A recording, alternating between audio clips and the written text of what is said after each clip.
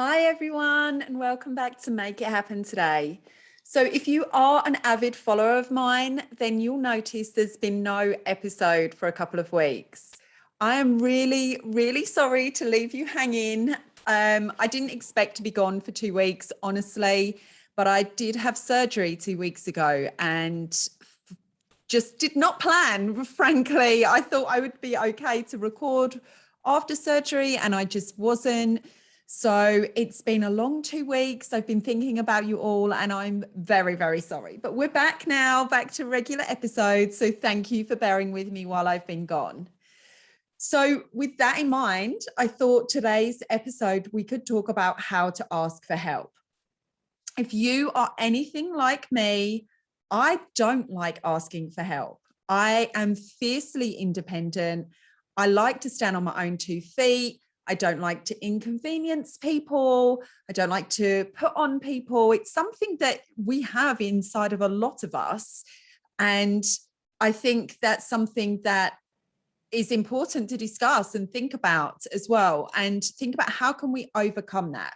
I've had to ask for a lot of help over the last couple of weeks and will continue to do so for the next week or so as well while I carry on with my recovery.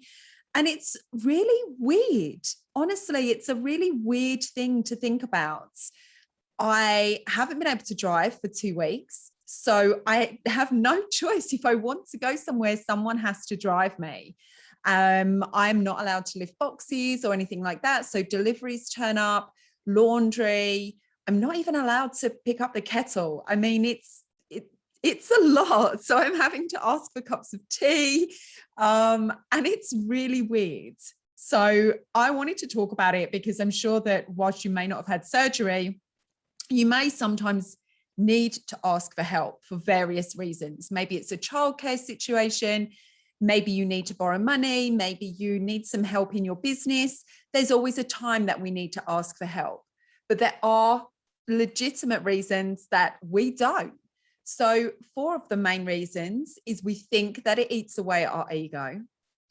We believe it undermines our confidence. It makes us question our abilities. And frankly, it fills us with dread to ask for help. But the reality is no one can go it alone.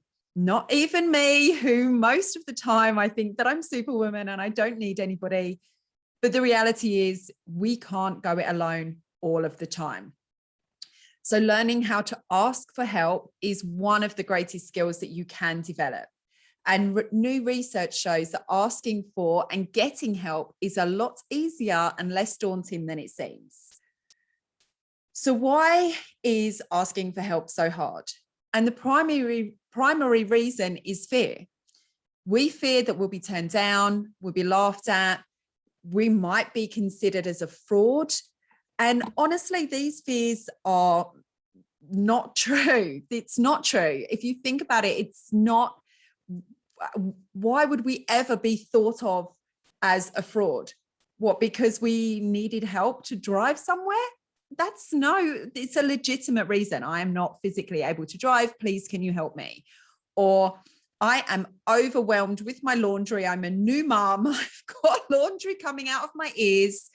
Please, mum, sister, best friend, granny, could you please come and help me because I'm drowning in laundry? It's a legitimate reason, right? And there's no reason to be afraid. So study shows that when we are fearful, the risk of emotional pain activates the same regions of the brain as physical pain. And too often, we also wait for other people to offer the help and realize that we need help rather than ask. So how many of you just sit there thinking, I wish someone noticed that I was struggling. I wish someone just offered to help me. They can see that I'm having a hard time. They can see that I don't have any money. They can see that my house is a mess. They can see I'm struggling with my business. Why does no one help me? You know the answer. You didn't ask. So the best way to get more comfortable in asking for help is to start asking for help. It's so basic and it's so true. Think about any situation, the more you do it, the easier it becomes. Physically, you want to start running. The more you do it, the easier it becomes. The same goes for mental health. The more you ask for help, the more you will receive help and the easier it becomes to ask. So I have 4 tips to help you get more confident at asking for help. Tip number 1 is to be specific. So communicate what you're asking for as clearly as possible. So you don't need to waffle on like I do sometimes. I over-explain stuff and I talk too much. Just be clear. I need help with X, Y, or Z. If you want to, just say, I need help with I'm going to use laundry as such an easy example. I need help with my laundry. I'm a new mom and I just cannot get on top of it. I think it's about 5 or 6 loads. Please, can you help me? So that's number 1. Be really specific with what it is that you need help, so people are clear with your request. Number 2, don't apologize for asking for help. So how many of us apologize for asking for something? Oh, please, could you pass me the ketchup? Sorry if it's, too far. Or please, would you stand up so I can get past you in the movie, in the cinema? You don't need to apologize for everything. Just say, oh, excuse me, please. You don't need to apologize for asking help. So no one gets excited about a task if you have to apologize. So think about this. If you're saying to someone, I'm really sorry, but please, could you do my 6 loads of laundry? They're not going to get excited by that. Think about this. Would you be able to help me, please? I'm drowning in laundry and I really need somebody that can help me just get back on top of everything. It's the same question. It's just asked in a different way. And similarly, don't ask for a favor. So it makes people obliged to say yes. If you're saying, can you just do me this one favor? They feel obligated to do it. So it again changes the message that you're saying, because you're asking for help because you need it. But if you ask for a favor, then that gives them an opportunity to say no, without realizing that you actually really do need the help. Number 3 is to ask in person. So don't send a text, don't drop an email, give somebody a call or pop around their house and just have a conversation and ask them face to face. Studies show that face-to-face requests are 34 times more successful. And think about that. If people in your life have asked you for help over a text message or have asked you for a favor, does that change how you have responded to them versus somebody that you might have been at their house and them asked you to help them with something? So think about that as well. So number 1, be specific.